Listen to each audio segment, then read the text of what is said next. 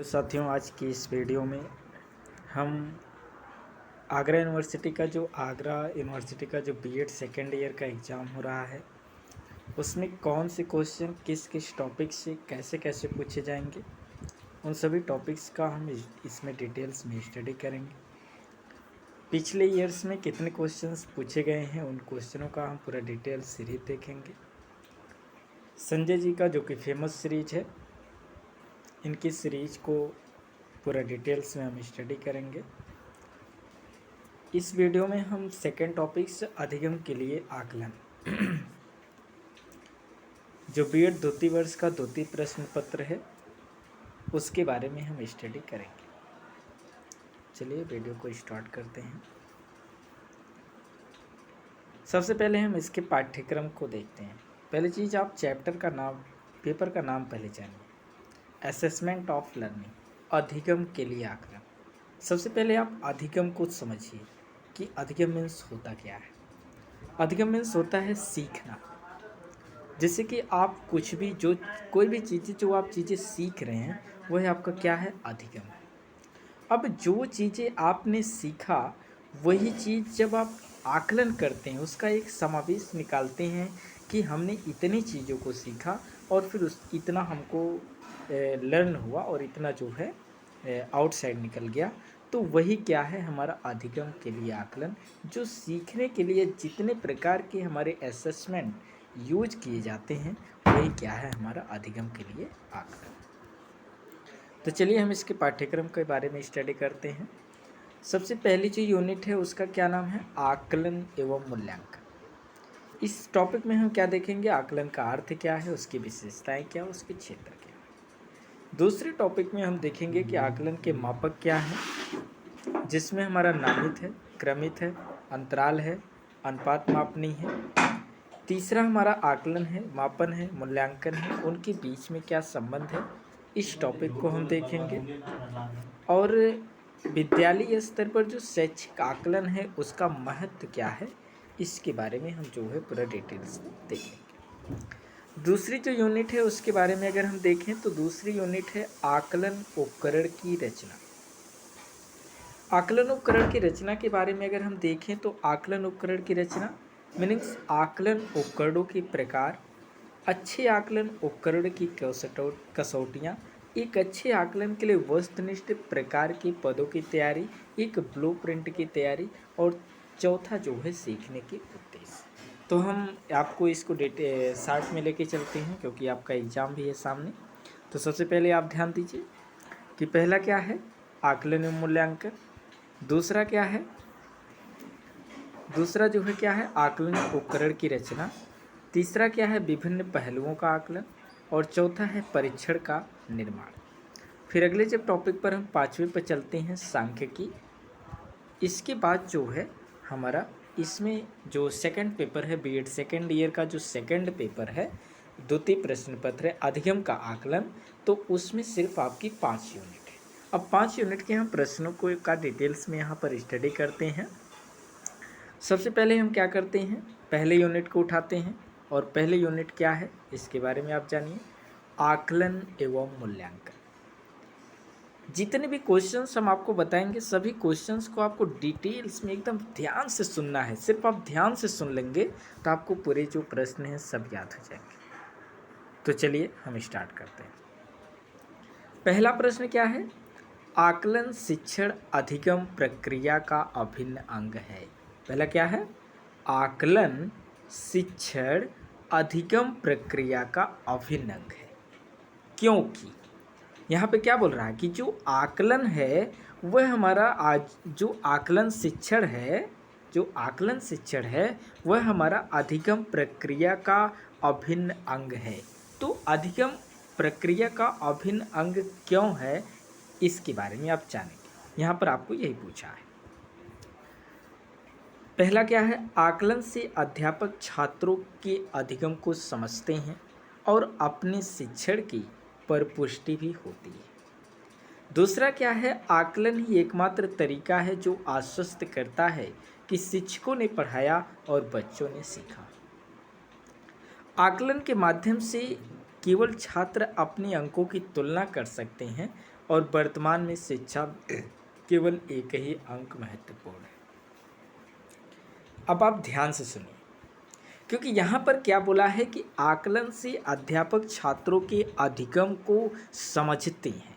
Meanings देखिए, अब अगर आप एक बच्चे का परीक्षण कर रहे हैं, उससे कोई प्रश्न पूछ रहे हैं, तो आप इसीलिए उस प्रश्न से पूछने से आपको क्या मिलेगा कि बच्चा इस प्रश्न को जानता है कि नहीं जानता है, इस प्रश्न के बारे में समझा है कि नहीं समझा है। मेन जो टॉपिक उन्होंने बोला है यही तो क्या है, आकलन से अध्यापक छात्रों के अधिगम को समझते हैं और अपने शिक्षण की परिपुष्टि भी होती है। जब आप अच्छा पढ़ाते हैं और बच्चे उसको रिसीव कर लेते हैं, मतलब उसको ग्रहण कर लेते हैं, और फिर जब आप बच्चों से पूछते हैं और बच्चे फिर आपके उसी प्रश्न का जवाब आपने जो पढ़ाया उसी भाषा में देते हैं, तो इसका मतलब ये हुआ कि आकलन से अध्यापक छात्रों के अधिगम को समझते हैं और अपने शिक्षण की जो है परिपुष्टि भी होती है, मतलब वो संतुष्ट भी हो जाते हैं कि हमने बच्चों को पढ़ाया और बच्चों ने हमें रिस्पांस दिया, तो हमारी जो पढ़ाने की शैली वो बेस्ट है। मेन टॉपिक यहाँ। तो आपको क्या करना है कि आकलन शिक्षण अधिगम प्रक्रिया का अभिन्न अंग है, क्योंकि आकलन से जो अध्यापक होता है वह छात्रों के अधिगम को समझते हैं और अपने शिक्षण की परिपुष्टि भी उन्हें होती है। तो आकलन से क्या है, मीनिंग्स अध्यापक छात्रों ने क्या सीखा, आकलन से ही हम उनके बारे में समझ सकते हैं। तो अधिगम का मतलब आप समझिए कि अधिगम का मतलब क्या होता है, सीखना। चलिए हम दूसरे प्रश्न की तरफ चलते हैं। इसमें जो पहले क्वेश्चन का जो सही आंसर है वह हमारा क्या है, आ है। तो आप लोगों ने समझा कि आकलन शिक्षण अधिगम प्रक्रिया का अभिन्न अंग है, क्योंकि आकलन से अध्यापक छात्रों के अधिगम को समझते हैं और अपने शिक्षण की परिपुष्टि भी होती है। तो आपसे कई प्रकार से प्रश्न पूछेगा, आप जो है चाहे जैसे प्रश्न पूछे, आपको सिर्फ यही ध्यान रखना है कि आकलन ये वह चीज़ है जिससे छात्रों के अधिगम, छात्रों ने कितना सीखा इसकी हमें जानकारी मिलती है, और हमने क्या पढ़ाया और बच्चों ने हमें क्या बताया इसकी हमें परिपुष्टि भी होती है कि हमने अच्छा पढ़ाया और बच्चों ने ध्यान से सुन लिया और इसको याद कर लिया, मतलब बच्चों को समझ में आया। दूसरा है आकलन मूल्यांकन की कौन सी प्रक्रिया होती है। अब देखिए, आपसे दूसरा क्या पूछा कि जो आपका आकलन है वह मूल्यांकन की कौन सी प्रक्रिया होती है। तो आकलन जो है मूल्यांकन की कौन सी प्रक्रिया होती है, आपके सामने 4 विकल्प हैं। पहला है अविस्तृत, दूसरा है संक्षिप्त, तीसरा है बृहद, इनमें से कोई नहीं। तो अब आप ध्यान से सुनिए। जब आप किसी बच्चे का आकलन करते हैं तो थोड़े समय के लिए आप आकलन, मुश्किल से 2 या 3 मिनट या 2 या 3 सेकंड में बच्चे को आप परख लेते हैं कि बच्चे को याद है कि नहीं। तो आकलन जो है मूल्यांकन की एक संक्षिप्त विधि है। कौन सी विधि है, शार्ट विधि है, ना तो विस्तृत है ना तो बृहद है, ना तो इनमें से कोई नहीं बल्कि संक्षिप्त है। आपका सही आंसर कौन सा है, संक्षिप्त है, कि आपने बच्चे से पूछा और बच्चों ने तुरंत आपको जवाब दे दिया, यह क्या है, पूरा संक्षिप्त है। चलिए अगले प्रश्न की तरफ हम चलते हैं। तीसरा प्रश्न क्या है, इसमें आपने जाना कि कौन सा आंसर सही है, दूसरे वाले में आपका संक्षिप्त सही है, ठीक। तीसरा है आकलन के प्रकार है। अब आकलन के प्रकार देखिए, आकलन के प्रकार के बारे में जब बात आएगी तो भाई आप कई प्रकार से आकलन करेंगे, उसमें आपके कई फेजेज होंगे। अब यहाँ पर देखिए, पहला है फॉर्मेटिव आकलन, दूसरा है योगात्मक आकलन, तीसरा है उभयनिष्ठ आकलन और चौथा है उपर्युक्त सभी। तो देखिए, आपका फॉर्मेटिव आकलन भी रिस्पॉन्सिबल है, योगात्मक आकलन भी रिस्पॉन्सिबल है, और उभयनिष्ठ सबका मिला जुला भी आकलन रिस्पॉन्सिबल है। तो यहाँ पर आपका सही आंसर कौन सा है, उपर्युक्त सभी। तो आकलन के जो है फॉर्मेटिव आकलन भी प्रकार है, योगात्मक आकलन भी प्रकार है और उभयनिष्ठ आकलन भी प्रकार है।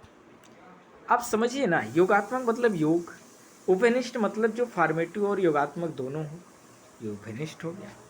चलिए, इसमें आपका तीसरे का जो सही है, उपर्युक्त सभी, आपका सभी जो है वो आकलन के प्रकार है।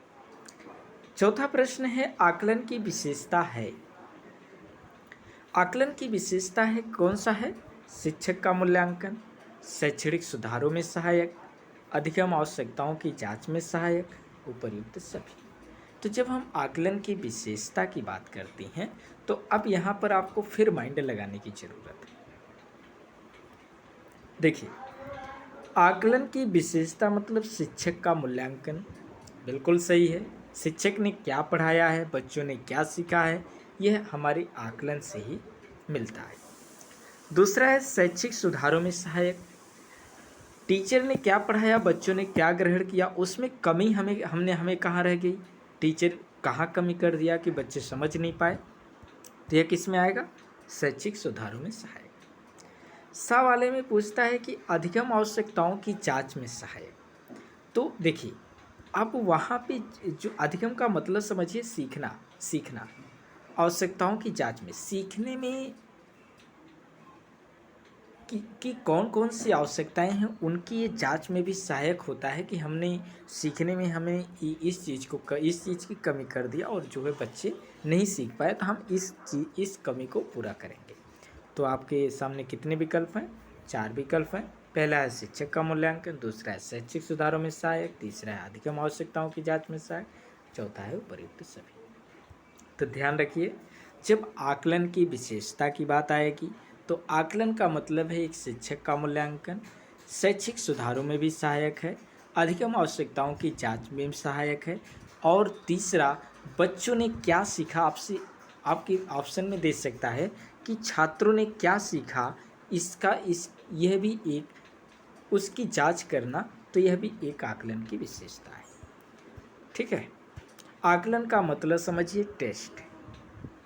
किसका टेस्ट? बच्चों का टेस्ट। आप बीएड कर रहे हैं तो आप पक्का समझिए कि आपके सामने जितने भी प्रश्न आएंगे सभी बीएड बच्चों से ही संबंधित आएंगे। छात्र और शिक्षक के बीच में क्या संबंध है, उनके बीच में कितनी प्रोसेस, कैसे कैसे प्रोसेस इंक्लूड होते हैं, वहीं से प्रश्न आएगा। इसके अलावा बाहर से कहीं प्रश्न नहीं आएगा, ध्यान रखिए। तो आप बच्चों के हित में जो भी आंसर हो उसी को आप लगाएंगे। चलिए, आकलन का क्षेत्र है शैक्षिक उपलब्धियों का पता लगाने में, वैयक्तिक विभिन्नताओं का ज्ञात करने में, स्थान निर्धारित करने में, उपर्युक्त सभी। तो आकलन का जो क्षेत्र है, देखिए अभी बात हमने ऊपर क्या देखा, शिक्षक का मूल्यांकन, शैक्षणिक सुधारों में सहायक, लेकिन यहाँ पर क्या है कि शैक्षणिक उपलब्धियों का पता लगाने में, मतलब आप जो शैक्षिक उपलब्धियाँ आपने प्रोवाइड किया है वह भी एक प्रकार से जो आपने उपलब्धियाँ उनको दिया है, क्या वह उनके आकलन में उनके अधिगम में महत्वपूर्ण है कि नहीं, उसका भी ये पता लगाता है कि आपने जितने भी फैसिलिटी दिया, क्या बच्चे उस फैसिलिटी से उनको कोई लाभ है। तो ये चीज़ जो है, अगला जो है वैयक्तिक भिन्नताओं को ज्ञात करने में। अब जैसे अलग अलग व्यक्ति की अलग अलग भिन्नताएं होती हैं, इसका भी ज्ञान आपको आकलन में मिल जाएगा कि लड़का पढ़ने में तेज है, लड़का पढ़ने में कमज़ोर है, ध्यान रखिए। तीसरा है स्थान निर्धारित करने में। तो स्थान निर्धारित करने में भी आकलन क्या है कि कोई फर्स्ट पे आएगा, कोई सेकंड पे आएगा, कोई थर्ड पे आएगा, तो ये तीनों आपके सही हैं, तो चौथा ऑप्शन उपर्युक्त सभी सही है। तो आकलन का एक क्षेत्र क्या है? मीनिंग्स उपर्युक्त सभी। चलिए आगे हम चलते हैं आगे प्रश्नों को। निर्धारण या आकलन का आशय उन सभी नीतियों, सिद्धांतों, विधियों की समीक्षा से है जो कि छात्रों की शैक्षिक एवं सामाजिक आवश्यकताओं के ज्ञान उनकी पूर्ति के लिए प्रयुक्त होती है। अब यहाँ ध्यान रखिए, यहाँ पर बोला कि जो निर्धारण और आकलन है उसका आशय जो है उन सभी नीतियों, सिद्धांतों, विधियों की समीक्षा से है जो छात्रों की शैक्षिक, सामाजिक आवश्यकताओं की ज्ञान एवं उनकी पूर्ति के लिए प्रयुक्त होता है। आकलन की यह परिभाषा किसने दी है? तो देखिए यहाँ पर क्या बोला है, यहाँ पर सिर्फ यही बोला है कि जो आकलन है उसका आशय यह है कि उन सभी नीतियाँ जो बच्चों की शैक्षिक और सामाजिक आवश्यकताओं के ज्ञान और उनकी पूर्ति के लिए प्रयुक्त हो रही हैं, मतलब हमने जितना भी नीति और सिद्धांत और विधियाँ बनाई है वह जो है बच्चों के शैक्षिक और सामाजिक आवश्यकताओं की ज्ञान और उनकी पूर्ति के लिए जो प्रयुक्त हो रही हैं, इस परिभाषा को किसने दिया?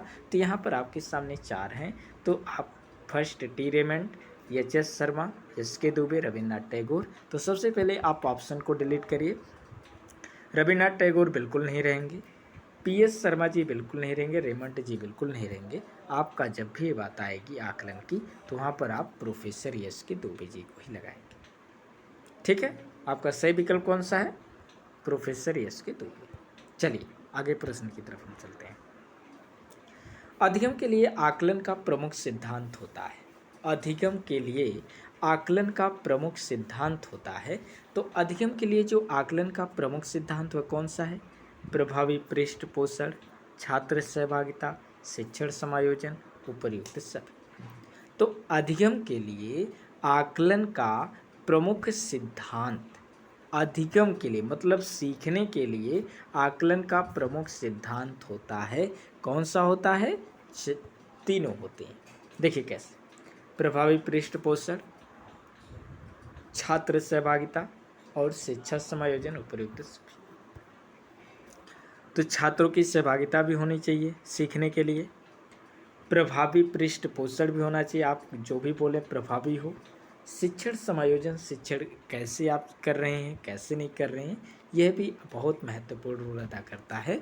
तो अधिगम के लिए सीखने के लिए आकलन का जो प्रमुख सिद्धांत है वह आपके तीनों हैं। ठीक है, कौन सा सही है इसमें? उपर्युक्त सभी। चलिए आगे प्रश्न की तरफ हम चलते हैं। यहाँ पर पूछा है कि आकलन को अधिगम के रूप में प्रस्तुत करने की प्रक्रिया में आकलन ही अधिगम के समस्त पक्षों का निर्धारण करता है। आकलन ही अधिगम के समस्त पक्षों का निर्धारण करता है। प्रत्येक बिंदु पर आकलन तथा उनके अनुरूप अधिगम व्यवस्था संपन्न होती है। इसमें अधिगम एवं आकलन दोनों पृथक रूप से न होकर एक दूसरे के पूरक के रूप में होते हैं। अधिगम के रूप में आकलन को इस प्रकार परिभाषित किया है। तो अधिगम के रूप में आकलन को इस प्रकार परिभाषित किया है। तो आकलन को अधिगम के रूप में प्रस्तुत करने की प्रक्रिया में जो है आकलन ही अधिगम के समस्त पक्षों का निर्धारण करता। पहले आपको क्या बोला कि जो आकलन है सीखने के रूप में जितने भी प्रक्रिया प्रस्तुत की जाती है वह आकलन ही अधिगम के समस्त पक्षों का निर्धारण करता है। यह किसने कहा है? तो आप डायरेक्टली जो है श्रीमती R.K. शर्मा जी को लगाएंगे। इन्होंने सिर्फ यही बोला है कि अधिगम और आकलन, जहाँ पे अधिगम और आकलन के दोनों पृथक रूप में ना होकर एक दूसरे के पूरक के रूप में होते हैं, यह वर्ड आएगा तो आप कौन सा लगाएंगे? R.K. शर्मा जी को लगाएंगे। ठीक है, चलिए मीनिंग्स जब भी आपके प्रश्न में आ जाएगा कि अधिगम एवं आकलन दोनों पृथक रूप में ना होकर एक दूसरे के पूरक होते हैं, मतलब एक दूसरे के पूरक होते हैं, तो क्या है वो? किसने कहा है? श्रीमती R.K. शर्मा जी ने।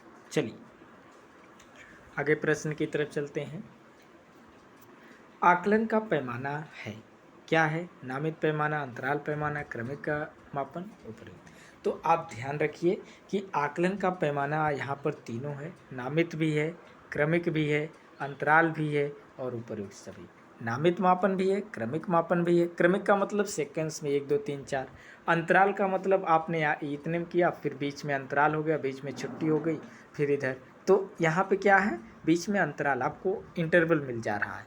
नामित में क्या है? आपने नाम कर दिया है तो एक प्रकार से जैसे ABCD तीनों का मापन, तो नामित मापन हुआ। ठीक है, तो आकलन का जो पैमाना है क्या? नामित मापन भी है, अंतराल मापन भी है, क्रमिक, मतलब यह हर एक मापन में उपर्युक्त है। ठीक है, तो कौन सा सही है? उपर्युक्त सभी।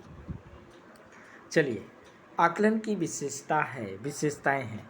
पहला है विश्वसनीयता, दूसरा है वैधता, तीसरा है मानकीकरण, चौथा है उपर्युक्त सभी।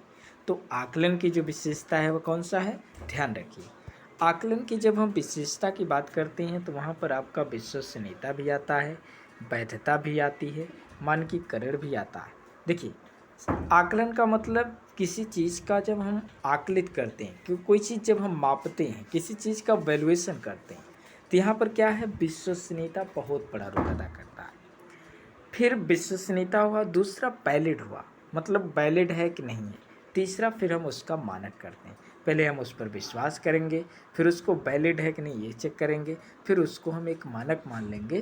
तो क्या है, आकलन की ये जो है विशेषताएं। तो यहाँ पर सही आंसर डी है। ठीक है, उपयुक्त सब। सीखने के लिए आकलन निम्नलिखित का ध्यान है सिवाय। सीखने के लिए जो आकलन है निम्नलिखित का ध्यान है सिवाय, मतलब किसके अतिरिक्त जो है सीखने के लिए आकलन निम्नलिखित का ध्यान है। तो देखिए, विद्यार्थियों की आवश्यकताएं, विद्यार्थियों की त्रुटियां, विद्यार्थियों की अधिगम शैलियां, विद्यार्थियों की क्षमता। तो जब हम बात करते हैं सीखने के लिए आकलन का जो निम्नलिखित का ध्यान है किसके अतिरिक्त है, तो आप ध्यान रखिए विद्यार्थियों की आवश्यकताओं के अतिरिक्त है, बल्कि जो सीखने के लिए जो आकलन है विद्यार्थियों की त्रुटियों को देखता है, विद्यार्थियों के सीखने की शैलियों को देखता है और विद्यार्थियों की क्षमताओं को देखता है, लेकिन विद्यार्थियों की आवश्यकताएं क्या है उसको नहीं देखता है। तो यहाँ पर सही आपका आपसे क्या पूछा है कि सीखने के लिए जो आकलन है निम्नलिखित का ध्यान है किसके अतिरिक्त, विद्यार्थियों की आवश्यकताओं के अतिरिक्त। ठीक है, चलिए आगे चलते हैं।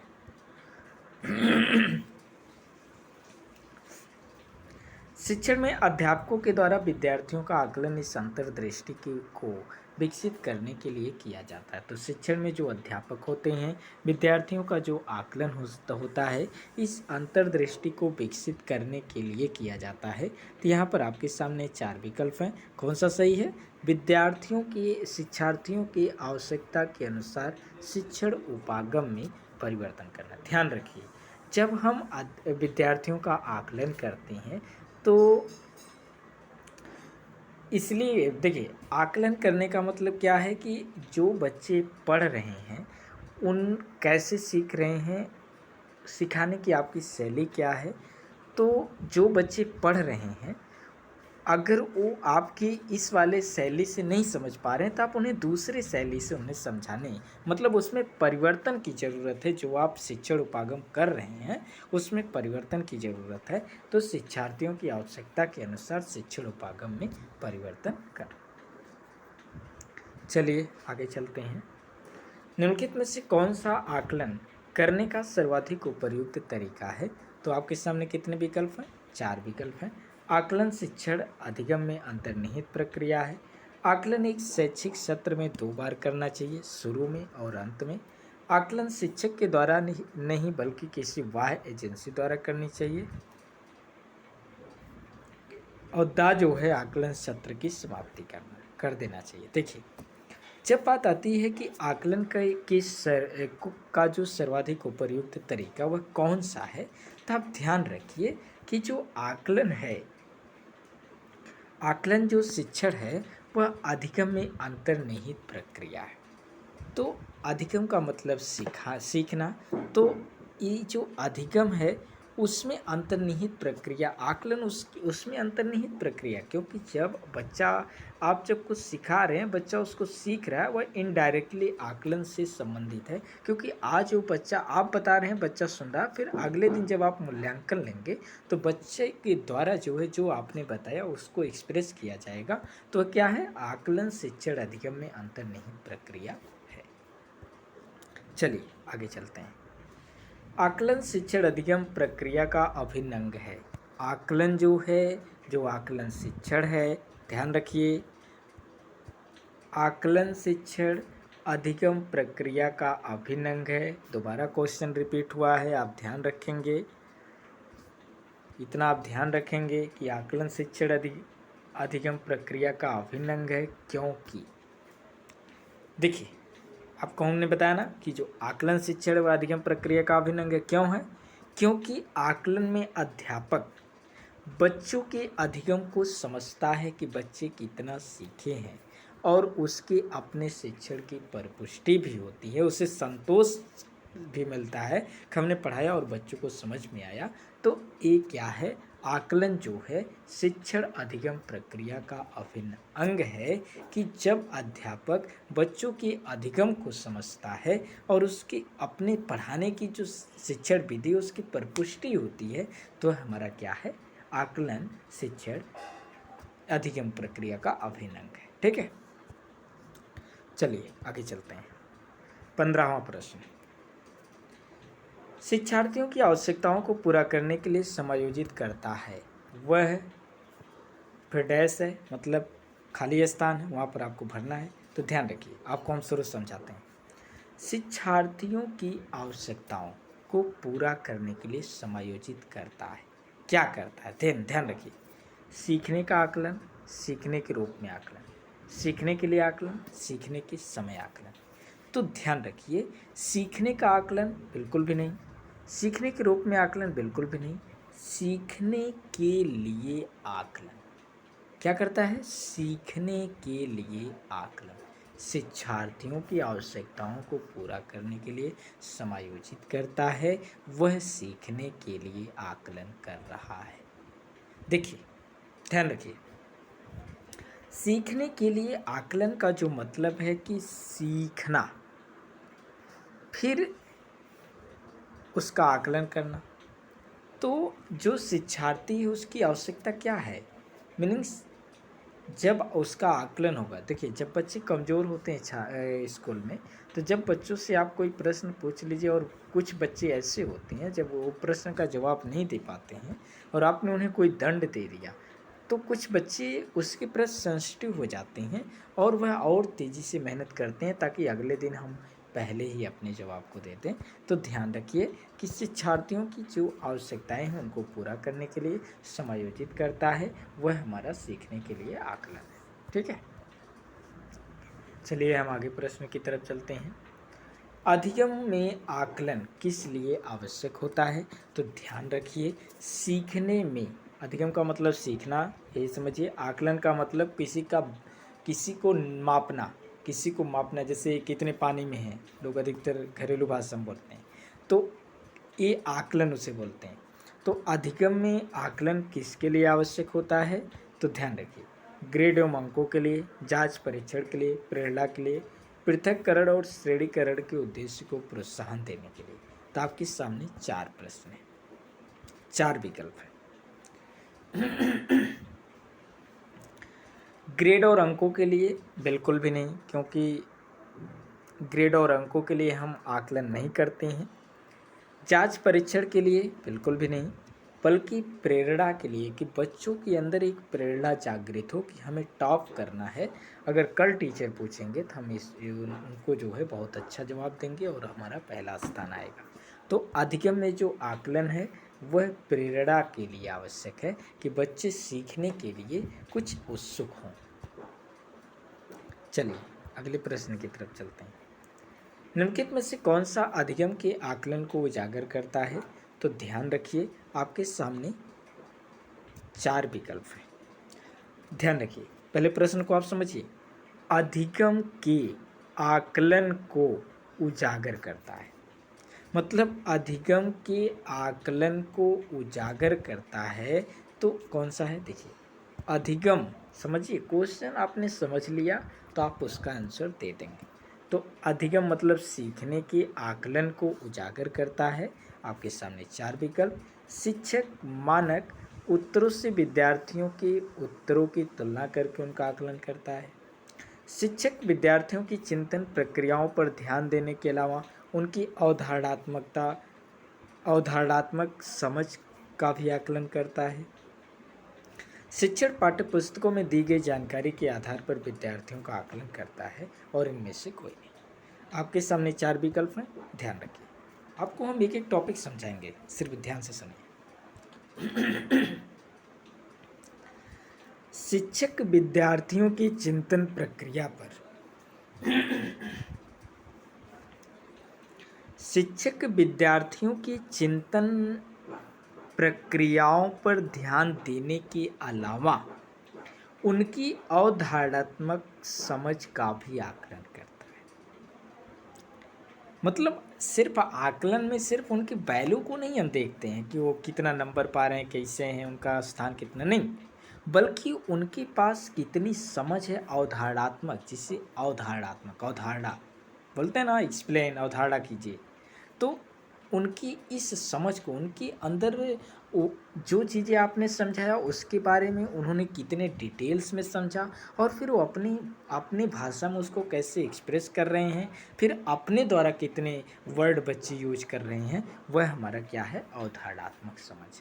तो क्या है, शिक्षक विद्यार्थियों की चिंतन प्रक्रियाओं पर ध्यान देने के अलावा उनकी अवधारणात्मक समझ का भी आकलन करता है। तो ध्यान रखिए, अधिगम के आकलन को उजागर करता है, वह उजागर करता है जिसमें शिक्षक विद्यार्थियों की चिंतन प्रक्रियाओं पर ध्यान देने के अलावा उनकी अवधारणात्मक समझ का भी आकलन करता है।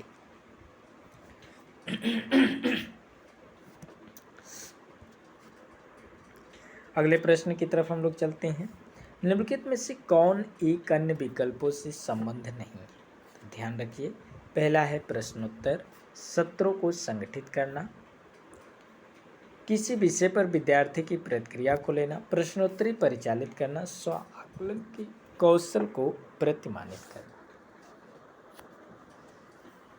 देखिए,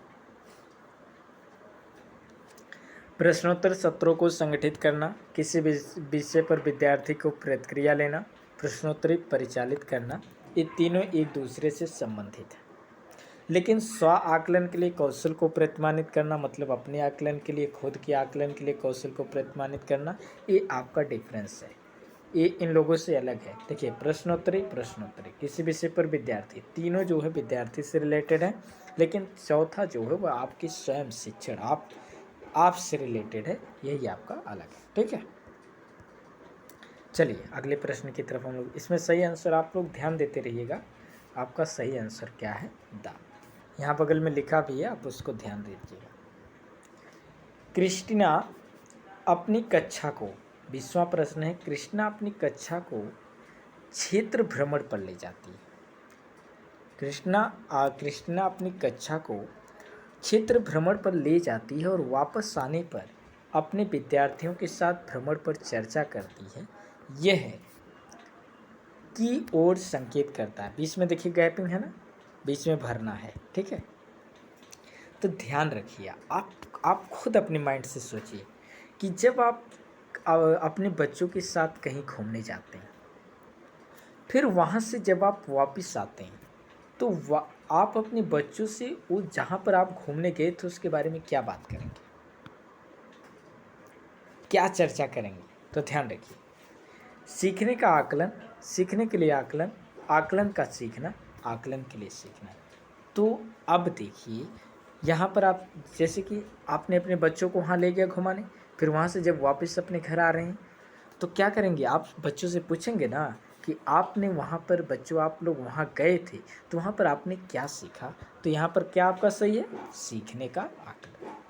तो कृष्णा अपनी कक्षा को क्षेत्र भ्रमण पर ले जाती है और वापस आने पर अपने विद्यार्थियों के साथ भ्रमण पर चर्चा करती है। यह जो है सीखने का आकलन की ओर इंगित करता है। ठीक है ना, मतलब आपने अपने बच्चों को ले गया घुमाने, हम आपकी बात कर रहे हैं, तो फिर जब वहाँ घूम करके आप आएंगे तो अपने बच्चों से क्या करेंगे, कुछ जानेंगे ना कि बच्चे आप वहाँ गए थे घूमने, तो फिर वहाँ से आपने क्या सीखा? तो वही हमारा क्या है, सीखने का आकलन इसमें इंक्लूड है। तो आपका सही विकल्प कौन सा है, आ। ठीक है, चलिए, विद्यालय आधारित आकलन प्रारंभ किया गया था ताकि सभी विद्यार्थियों के संपूर्ण विकास को सुनिश्चित किया जा सके। विद्यार्थियों की चतुर्मुखी उन्नति के लिए उनकी सभी गतिविधियों को नियमित अभिलेखन हेतु अध्यापकों को प्रेरित किया जा सके। विद्यालय अपने क्षेत्र में विद्यमान अन्य विभिन्न विद्यालयों की तुलना में प्रतियोगिता द्वारा अपनी विशेषता का प्रदर्शन करने हेतु प्रेरित हो सकें। और चौथा जो है, राष्ट्र में विद्यालय शिक्षा संगठनों की विशेषता की विकेंद्रीकरण किया जा सके। तो इतना आप ध्यान रखिए कि विद्यालय आधारित आकलन जो है प्रारंभ किया गया था, ताकि, आकलन क्यों प्रारंभ किया गया था? ताकि सभी विद्यार्थियों की संपूर्ण विकास को निश्चित किया जा सके। विद्यालय आधारित आकलन का प्रारंभ क्यों किया गया था? ताकि सभी जो जितने भी विद्यार्थी हैं उनकी संपूर्ण विकास को निश्चित किया जा सके, तभी उन्हें एक विद्यालय में बैठा करके उनको समझाया जाता है। ठीक है, चलिए हम आगे टॉपिक पर चलते हैं। आपका इसको भी आप देख लीजिए, 22वां प्रश्न। सामाजिक अध्ययन में आकलन का प्रमुख प्रयोजन है, कौन सा है? कक्षा शिक्षण में सुधार व कार्य निष्पादन को प्रमाणित करना। सामाजिक अध्ययन में आकलन का जो प्रमुख प्रयोजन है वो क्या है? कक्षा शिक्षण में सुधार और कार्य निष्पादन को जो है प्रमाणित करना। तो आपका आ वाला सही है। तो सामाजिक अध्ययन में जैसे जब आप सोशल लेवल पर, जैसे जब सामाजिक अध्ययन की बात करेंगे, जब वहाँ पर आकलन का जो प्रमुख प्रयोजन के बारे में बात करेंगे, तो वहाँ पर यही है कि कक्षा शिक्षण, जो कक्षा में जो शिक्षण विधि है उसमें सुधार तथा उसके जो कार्य हैं उसके निष्पादन को प्रमाणित करना कि आपने जो भी सुधार किया है वो बच्चों के हित में है, यह प्रमाणित करना सामाजिक अध्ययन में आकलन का प्रमुख प्रयोजन है। चलिए 23वें प्रश्न की तरफ हम चलते हैं। निम्नलिखित में से कौन सा रचनात्मक आकलन के लिए उचित उपकरण नहीं है? तो आप ध्यान रखिए, रचनात्मक आकलन, जब रचना की बात आए, रचना मतलब किसी की रचना की बात आए, तो आप ध्यान रखिए कि उचित उपकरण नहीं है। देखिए, मौखिक प्रश्न, प्रश्नोत्तरी और लेख, दत्तकार, सत्र परीक्षा। देखिए, सत्र परीक्षा का कोई उचित उपकरण नहीं है कि आपने सत्र परीक्षा सिर्फ मार्कशीट वगैरह देने के लिए आपने किया, लेकिन रचनात्मक जो आकलन है उसकी जो उचित उपकरण, देखिए मौखिक प्रश्न से बच्चे आपको डायरेक्ट जवाब देंगे। प्रश्नोत्तरी हुआ, आपने प्रश्नोत्तरी उन्हें दे दिया या खेल के थ्रू प्रश्नोत्तरी के दिया, दत्त कार्य उनको जो है दे दिया, तो ये सभी आपके क्या है? रचनात्मक आकलन है। निम्नलिखित में से कौन सा कथन सत्य है? ध्यान रखिए। पहला है, रचनात्मक आकलन का मुख्य उद्देश्य विद्यार्थियों की उपलब्धि का श्रेणीकरण। रचनात्मक आकलन समय समय पर शिक्षार्थियों के विकास का सार प्रस्तुत करता है। रचनात्मक आकलन कभी कभी संकलनात्मक हो सकता है और संकलनात्मक आकलन से अभिप्राय कि आकलन अधिगम का एक निरंतर व अभिन्न अंग है।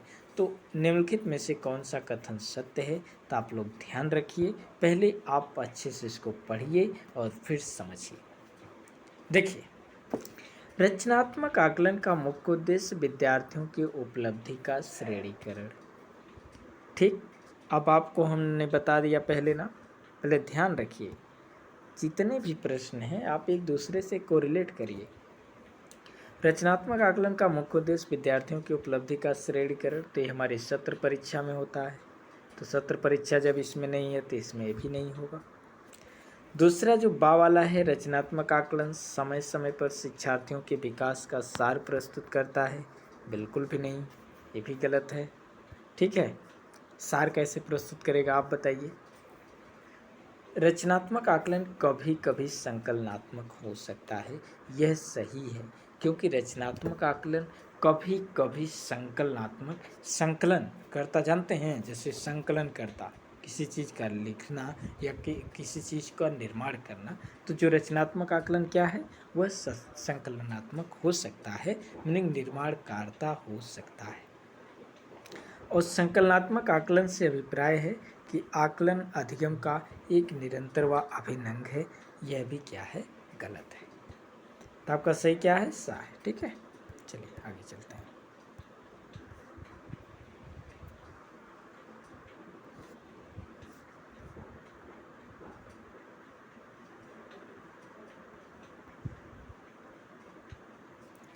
व्याकरण के पक्षों और शब्दों की बारीकी की समझ का आकलन परिभाषा के रूप में किया जाना चाहिए, संदर्भ युक्त सामग्री में किया जाना चाहिए, बिल्कुल नहीं किया जाना चाहिए, अधिक अंकों का होना चाहिए। तो हम आपको बता दें, व्याकरण के पक्षों और शब्दों की जो बारीकी की समझ है उसकी आकलन जो है संदर्भ युक्त सामग्री में किया जाना चाहिए।